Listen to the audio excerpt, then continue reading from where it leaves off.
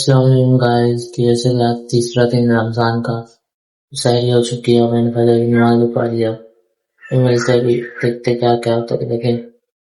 तो अभी हो रहा है जोहर का वक्त। अभी मैं जा रहा हूँ क्लासेस। तो क्लासेस के बाद मैं चले आऊँगा नमाज पढ़ने के लिए।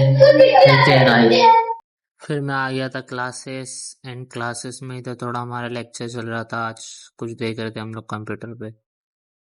आज मैं आया क्लासेस से, फिर गया असर की नमाज पढ़ने, फिर अभी आ गया हूँ मैं घर पे। अभी मिलते हैं इफ्तारी करें। तो गाइस मैं अभी जस्ट तरावी पढ़ के आ रहा हूँ और मगरिब की नमाज भी मैंने पढ़ा था, लेकिन उसकी वीडियो नहीं ले पाया और इफ्तारी की भी क्लिप आज नहीं ले पाया हूँ। तो व्लॉग यहाँ पे एंड नहीं हो रहा है, अभी आपको और भी कुछ दिखाना है। तो गाइस आज बनी है बिरयानी। आप लोग देख सकते हो पूरा दिन बाहर रहने के बाद ये बारहवीं की हालत।